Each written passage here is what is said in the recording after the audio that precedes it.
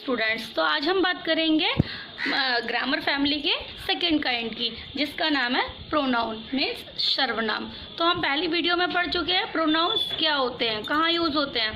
तो a word which is used in place of a noun is called pronoun, यानी वो word जो noun की जगह पर यूज किए जाते हैं उन्हें हम प्रोनाउन कहते हैं।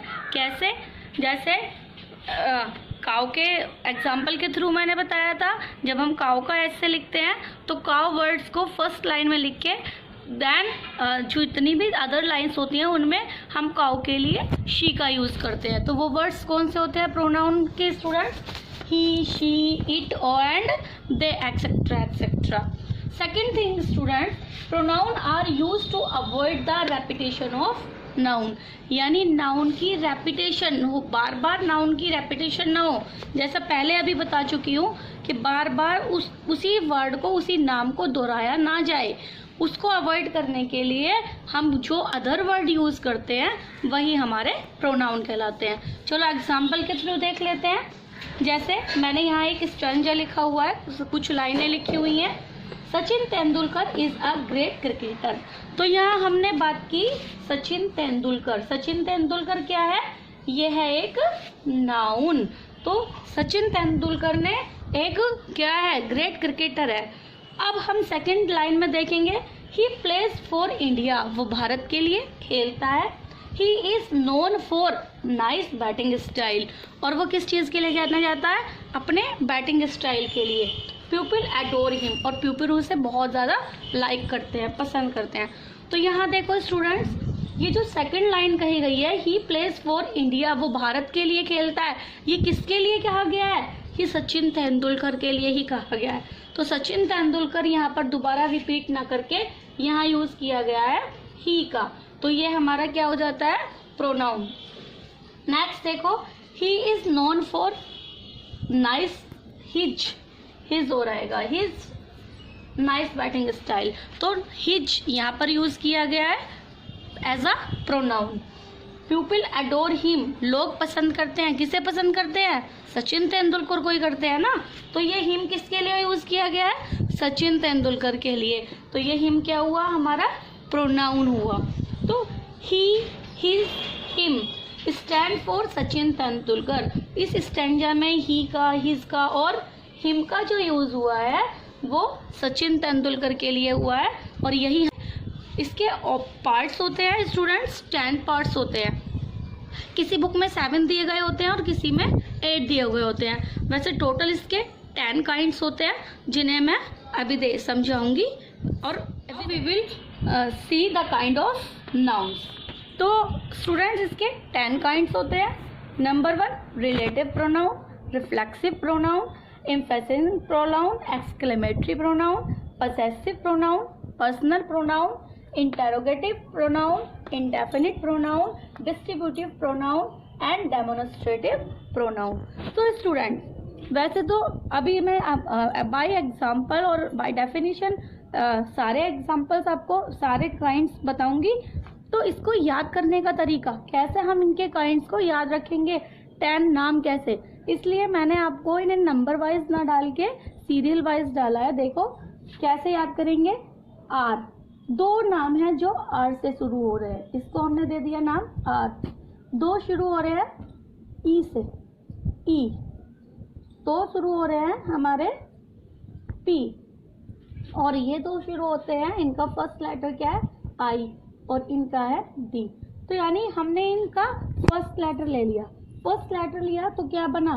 R E P I D, rapid.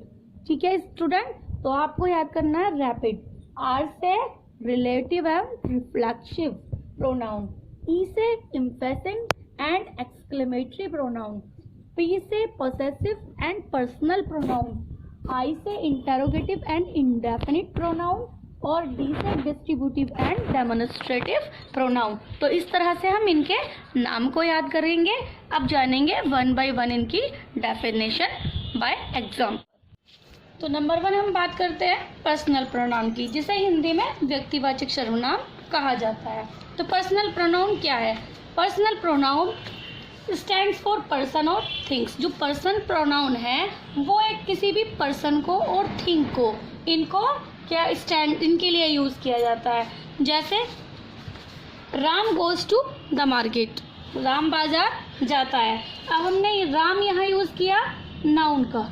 अब जैसा हमने पहले पढ़ा था कि नाउन के स्थान पर जो वर्ड यूज़ होते हैं वो प्रोनाउन होते हैं। तो सेकंड लाइन में हमने कहा ही बाय सम फ्रूट्स, वो फल खरीदता है। तो ही किसके लिए यूज़ किया गया? राम के लिए। तो राम की जगह पर आ गया ही।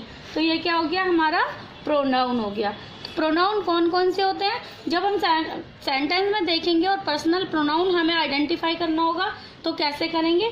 तो स्टूडेंट्स ये 3 टाइप्स के पर्सन होते हैं, first person, second person and third person, क्योंकि इसका नाम ही पर्सनल प्रोनाउन है।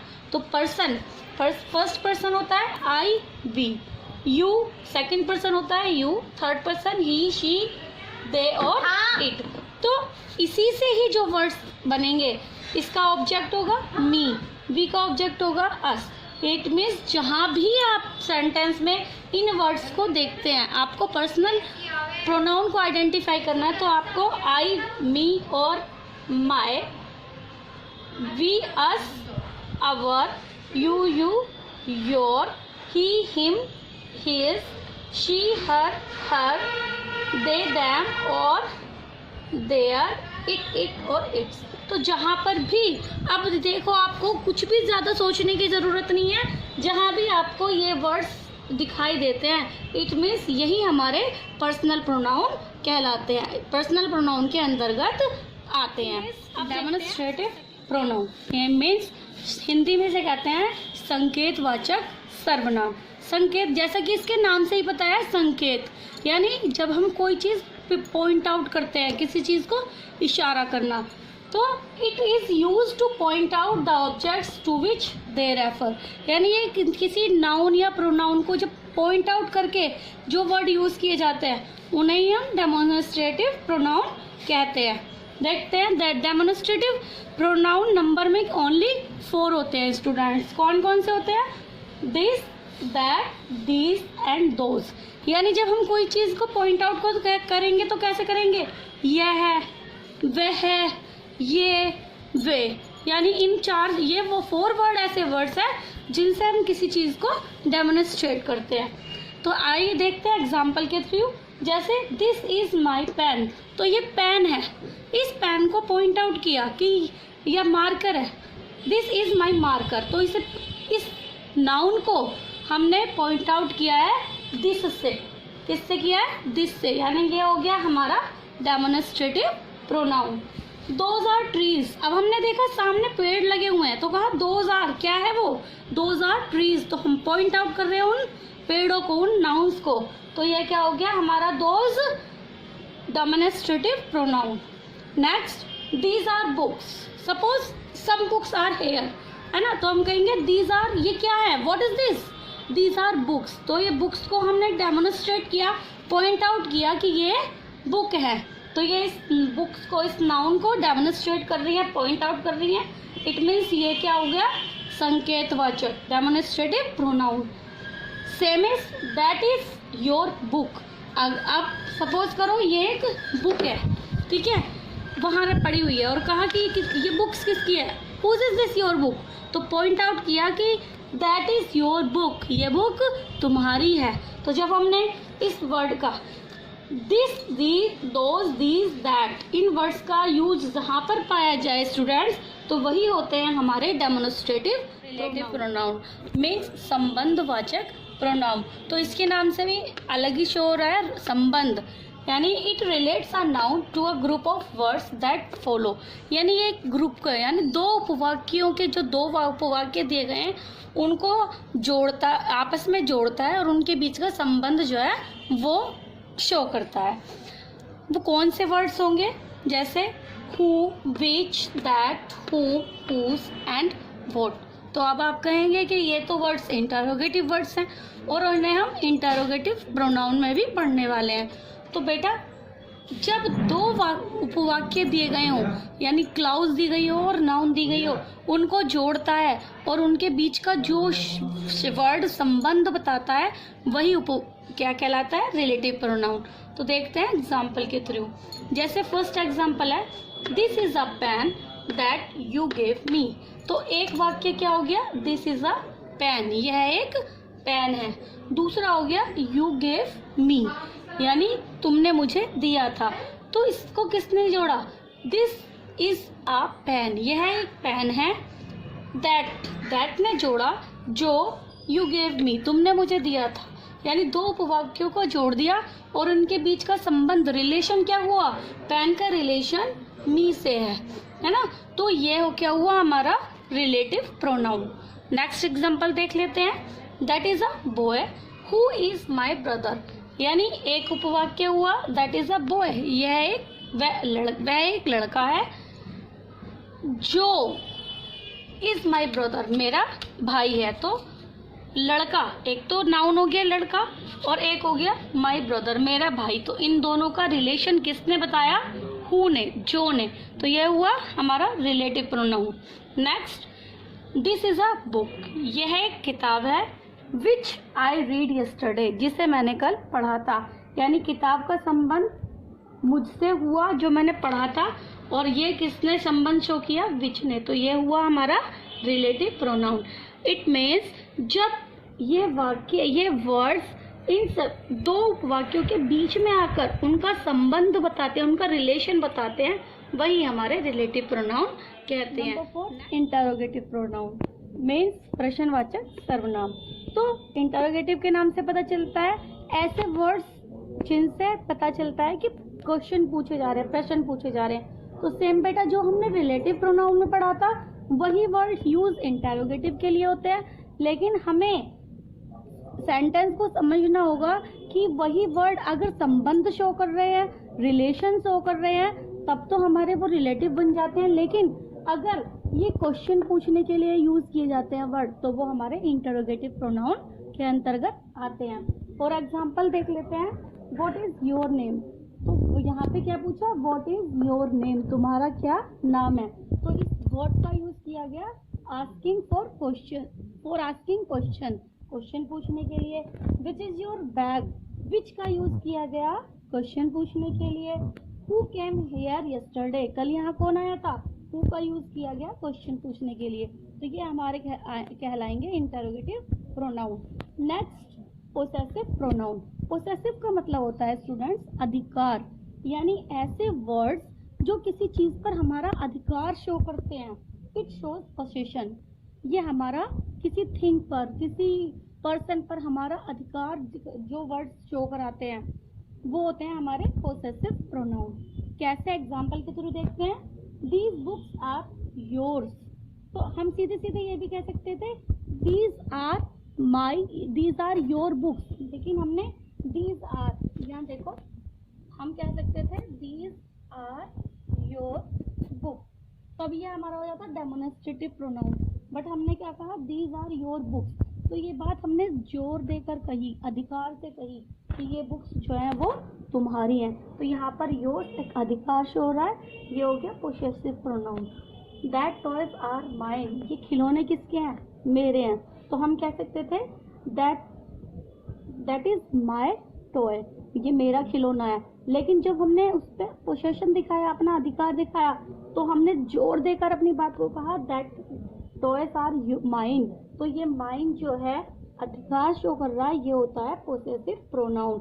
और इसके अंतर्गत वर्ड आते हैं, जैसे हमारे पर्सनल प्रोनाउन होते हैं he, she, it, they, I, we, you. तो इनकी जो अपनी की इंग्लिश होती है माई, योर, हिज, हर, तो उनका जो दूसरा वर्ड बन जाता है, एस जोड़ दिया जाता है, योर में योर्स, आर्स, माइंस। तो ये वर्ड्स हमारे हो जाते हैं पोसेसिव प्रोनाउन। नेक्स्ट देखते हैं number 6 reflexive pronoun and number 7 emphasizing pronoun. तो स्टूडेंट इन दोनों को मैं आपको एक साथ एक्सप्लेन करूंगी क्योंकि इनमें सेम वर्ड है। जैसे अभी हमने इंटरोगेटिव के और रिलेटिव के बारे में पढ़ा, सेम इसमें सेम वर्ड यूज होते हैं, लेकिन उनका जो यूज है वो अलग होता है। जैसे it is used as receiver of an action are called reflexive pronoun. ये किसी भी कार्य को रिफ्लेक्स करता है, वही वर्ड्स जो होते हैं वो रिफ्लेक्सिव प्रोनाउन कहलाते हैं। और एम्फेसाइजिंग मतलब उन्हीं वर्ड का जब हम यूज़ करते हैं, एम्फेसाइजिंग मतलब किसी चीज़ पर जोर देकर, बल देकर बोलना। तो it is use to convey emphasizing, ये एक जोर देकर, एक बल को शो करते हैं। तो देखेंगे वो वर्ड क्या हैं। वर्ड्स आर लाइक, वो वर्ड्स होते हैं my self, him self, her self, them self, your self, etcetera etcetera. तो स्टूडेंट जो हमारी अपने की, स्वयं की अंग्रेजी होती है जिसे हम कहते हैं स्वयं, अपने, आप और खुद, यानी ये हिंदी के वर्ड होते हैं। जब हम कहते हैं मैंने अपना काम अपने आप किया, मैंने स्वयं किया, मैंने खुद किया, उनकी जो इंग्लिश होती है पर्सनल प्रोनाउन में, वही हमारी रिफ्लेक्सिव और एम्फेसाइजिंग में यूज़ होती है। एग्जाम्पल के थ्रू देखते हैं, दोनों को एग्जाम्पल मैंने दिया है। ही सेव्ड हिमसेल्फ, तो जब वर्ब के, ये ध्यान रखना, जब वर्ब के बाद इन वर्डों का यूज़ हो तो ये रिफ्लेक्सिव प्रोनाउन कहेंगे सिंपल वे में। और जब ये प्रोनाउन के साथ, पर्सनल प्रोनाउन के जस्ट बाद यूज़ होते हैं तो एक एम्फेसाइजिंग बन जाते हैं। देखो, ही सेव्ड हिमसेल्फ, उसने अपने आप को बचाया। यहाँ क्या कहा, ही हिमसेल्फ हिज वर्क, ये कहा, इसमें जोर दिया गया है उसकी बात पर कि उसने अपना काम खुद, learn my lesson my self, तो मैंने अपना पाठ अपने आप याद किया, एक नॉर्मल सी बात कह दी गई। और यहाँ देखो आफ्टर वर्ब, ये वर्ड्स यूज़ किया गया है वर्ब के बाद, यानी इसने एक्शन को क्या किया है, रिसीव किया है। जब एक्शन वर्ड के बाद ये वर्ड आया तो ये बन गया reflexive pronoun. But I myself, इसी बात को जोर देकर कहा गया, I myself learn my lesson, मैंने अपना लेसन खुद याद किया है। तो जब यहाँ हमने जोर दे दिया किसी बात पर, और आफ्टर, जस्ट आफ्टर प्रोनाउन के बाद ये वर्ड आ गया तो ये बन गया हमारा emphasizing pronoun. Next is definite pronoun. It does not stand for any specific person और थिंग्स। ये एक ऐसे वर्ड्स होते हैं, प्रोनाउन वर्ड्स होते हैं जो ना तो किसी स्पेसिफिक पर्सन को और ना थिंग को शो करते हैं। जैसे वो वर्ड्स कैसे होते हैं, some, both, much, anybody, nobody, somebody, all, none, any, everyone, etcetera etcetera. तो एग्जाम्पल से देखो स्टूडेंट, जैसे हमने कहा some students are standing there, कुछ स्टूडेंट्स जो हैं वहाँ पर खड़े हुए हैं, तो हमने स्टूडेंट्स के साथ यूज़ किया सम का, कुछ स्टूडेंट्स का, ठीक है। और सम का जो यूज़ है हम पर्सन के लिए भी कर सकते हैं और थिंग के लिए भी। Second is nobody learn their lesson, जैसे हम कहा किसी ने भी अपना लेसन याद नहीं किया है, तो ये नोबडी कौन सा हो गया, इंडेफिनिट लेसन। तो आज हमने पढ़ा प्रोनाउन, नेक्स्ट टर्न पे हम पढ़ेंगे